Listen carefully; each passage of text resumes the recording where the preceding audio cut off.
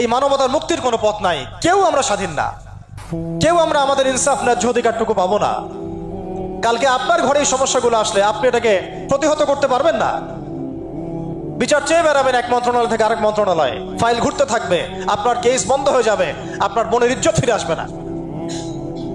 আর রাসূল সাল্লাল্লাহু আলাইহি ওয়াসাল্লামের জামানায় আপনি আমাকে রেপের ঘটনা দেখান কয়টা ঘটেছে? সাহাবীদের জামানায় রেপের ঘটনা দেখান কয়টা ঘটেছে? জেনার ঘটনা দেখান না কয়টা ঘটেছে? ব্যভিচার কয়টা ঘটেছে? চুরি বা কয়টা হয়েছে? কয়টা হয়েছে? ডাকাতি কয়টা হয়েছে? একটা দুইটা রেয়ার আপনি ঘটনা দেখাতে পারবেন। এবং যখন সেই ঘটনা ঘটেছে ইনস্ট্যান্ট দেন এন্ড দেন নবী সাল্লাল্লাহু আলাইহি ওয়াসাল্লাম শরীয়ত আইন বাস্তবায়ন করেছেন। তিনি শুধু মানুষকে তাকওয়ার ওয়াজ নসিহত করেন নাই, বরং আল্লাহর আইনও বাস্তবায়ন করেছেন। এই দুইটা সমানুপাতিকভাবে চলতে হবে সমাজের মধ্যে। শুধু তাকওয়ার ওয়াজ করে সব বন্ধ করা যাবে না, আইনও বাস্তবায়ন করতে হবে। তখন দেখবেন সমাজ সমান্তরালভাবে চলবে, একটা আলোকিত সমাজ বিনির্মাণের দিকে আমরা হাঁটতে পারবো ইনশাআল্লাহ। শুধু আমি ওয়াজ করে যাব, আইনের কোনো বাস্তবায়ন নাই, আবার আইন বাস্তবায়নে কথা বলবো, তাকওয়ার কোনো সমাজ নাই, এভাবে হবে না। দুটো একসাথে চলতে হবে। আমরা দুটো থেকেই সমাজকে বিচ্ছিন্ন করে ফেলছি। স্কুল লাইফ থেকে তাকওয়ার শিক্ষাটাকে আস্তে আস্তে শেষ করে ফেলছি। আমি তো দেখালাম তাকওয়া তো শিখবেন আপনি কোরআন থেকে, হাদিস থেকে, সিরাত থেকে, সেটাই তো আমরা পড়ি নাই। আমি চ্যালেঞ্জ করতে পারি আমাদের স্টুডেন্টদেরকে, আল কোরআনুল কারীমের 10টা সূরার অর্থ তারা বলতে পারবেন না। হাদিসের মধ্যে 100টা হাদিস তারা মুখস্থ বলতে পারবেন না। রাসূল সাল্লাল্লাহু আলাইহি ওয়াসাল্লামের পবিত্র জীবনী তারা 20 বছরে একটা কিতাবও একাডেমিক্যালি পড়েন নাই। ইসলামের ইতিহাসের একটা কিতাব একাডেমিক্যালি পড়ানো হয় নাই। তাজকিয়া সংক্রান্ত একটা কিতাব পড়ানো হয় নাই।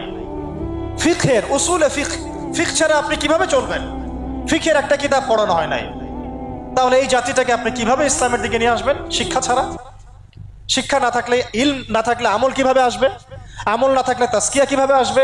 তাজকিয়া না থাকলে আত্মশুদ্ধি কেমনে আসবে? আর কিভাবে আমরা সৎ পথে থাকবো, অসৎ পথ থেকে দূরে থাকবো? কিভাবে আমাদের মধ্যে আল্লাহ ভীতি জাগ্রত হবে? আর আল্লাহ ভীতি যদি জাগ্রত না হয়, আমি গুনাহ থেকে কেন দূরে থাকবো? যার মধ্যে আল্লাহর ভয় নাই সে গুনাহ থেকে কেন দূরে থাকবে? তার মধ্যে তো আল্লাহর ভয় নাই। তা আমরা তাকওয়া বিবর্জিত সমাজ প্রতিষ্ঠার দিকে এত মেহনত করেছি বিগত প্রায় 50, 60, 70 বছর থেকে। কিন্তু আগামীর বাংলাদেশে আমরা এটা আর দেখতে চাই না। আমরা আগামীর বাংলাদেশে দেখতে চাই প্রত্যেকটা সেক্টরে যেন তাকওয়া নিশ্চিত হয় এমন ব্যবস্থা গ্রহণ করতে হবে, এবং একই সাথে আল্লাহ রাব্বুল আলামিনের জমিনে আল্লাহর বিধানগুলোও বাস্তবায়ন করতে হবে। শুধু তাত্ত্বিক কথাবার্তা বলে, দুঃখ প্রকাশ করে, শোক প্রকাশ করে কোনো লাভ হবে না, যতক্ষণ পর্যন্ত না আমরা আল্লাহ পাকের জমিনে তার আইন এবং বিচারগুলোকে বাস্তবায়ন করতে পারবো। আর আল্লাহর কসম করে বলছি, আল্লাহর জমিনে আল্লাহর বিধান বাস্তবায়ন হলে সমাজে পাপের হার তো কমে আসবেই। সমাজে পাপের হার তো কমে আসবে। কোনো কাফের, মুশরিক, মুরতাদ জনগোষ্ঠী আমাদের দিকে চোখ তুলে তাকাতে পারবে না ইনশাআল্লাহ। আমাদেরকে দাসত্ব শৃঙ্খলে আবদ্ধ করতে পারবে না ইনশাআল্লাহ। সব কথার শেষ কথা ভাই, যে আমরা দুনিয়াতে এসেছি লিমিটেড টাইমের জন্য। এই সময়টুকুতে যদি আমরা হেলায় ফেলায় দুনিয়ার জীবনটাকে নষ্ট করি, আমাদের দিনটাকে ঠাট্টা ছলে গ্রহণ করি, কোরআনকে মূল্যায়ন না করি, হাদিসকে মূল্যায়ন না করি, আল্লাহর দেয় এই সুযোগগুলো, রমাদান, এই কোরআন, এই তারাবি, এই তাহাজ্জুদ, এই সাদাকা, এই তাকওয়া, এগুলোকে মূল্যায়ন না করি, তাহলে ক্ষতিগ্রস্ত আমরা হব, আর কেউ হবে না।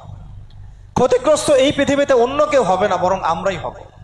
আল্লাহ পাক আমাদের সবাইকে পরকালীন চূড়ান্ত ক্ষতি থেকে আল্লাহ হেফাজত করেন, এবং দুনিয়াতে যে ফিতনা, ফাসাদ, এই রাহাজানি চলছে, এগুলো থেকে মুক্তির পথ যে একমাত্র ইসলাম, এইটা বোঝার তৌফিক আমাদেরকে দান করেন।